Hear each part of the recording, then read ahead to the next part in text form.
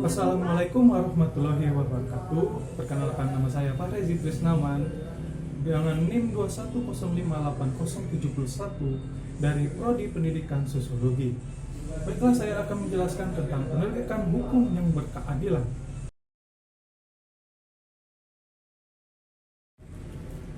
Penegakan hukum adalah proses dilakukannya upaya untuk dapat tegak atau berfungsinya norma-norma hukum yang berlaku dan telah diatur sebagai pedoman perilaku dalam lalu lintas atau hubungan-hubungan hukum dalam kehidupan manusia bermasyarakat dan bernegara.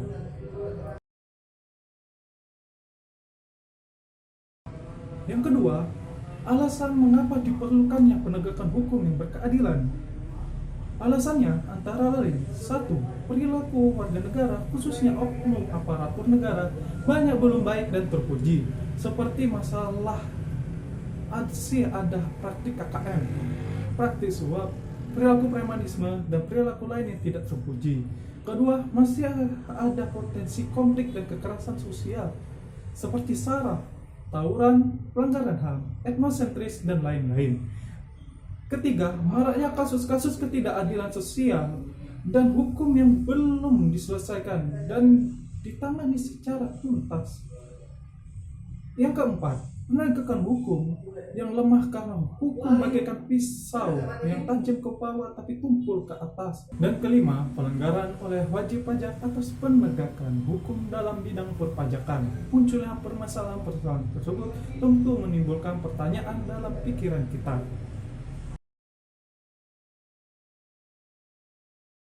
Baiklah, yang ketiga, ada 3 unsur yang harus diperhatikan dalam penegakan hukum.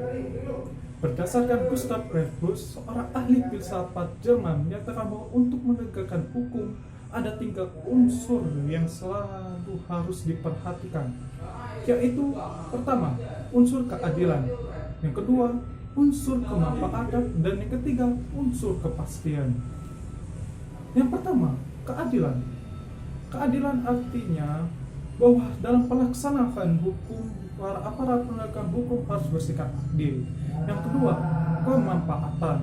Hukum harus bermanfaat bagi manusia.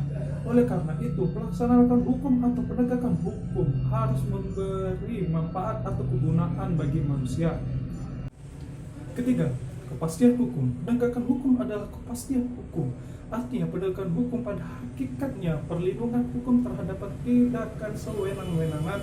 Adanya kepastian hukum memungkinkan seseorang akan dapat memperoleh sesuatu yang diharapkan. Baiklah, yang keempat, lembaga penegak hukum dan lembaga peradilan. Lembaga penegakan hukum terdiri dari 1. Kepolisian, 2. Kejaksaan, 3. Kehakiman. Lembaga peradilan terdiri dari 1.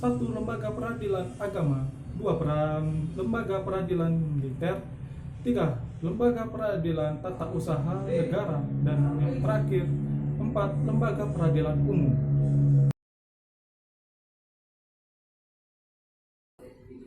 4. Simpulan. Untuk menyelesaikan perkara-perkara yang terjadi di masyarakat secara adil, maka para aparatur hukum harus menegakkan hukum dengan sebaik-baiknya. Menegakkan hukum bertujuan untuk meningkatkan ketertiban dan kepastian hukum dalam masyarakat sehingga masyarakat merasa memperoleh pengayoman dan hak-haknya terlindungi. Dalam menegakkan hukum terdapat 3 unsur yang harus diperhatikan, yaitu kepastian hukum, kemanfaatan, dan keadilan. Baiklah, hanya itu saja yang dapat saya sampaikan. Jika ada kesalahan, saya mohon maaf. Baiklah, saya akhiri. Wassalamualaikum warahmatullahi wabarakatuh.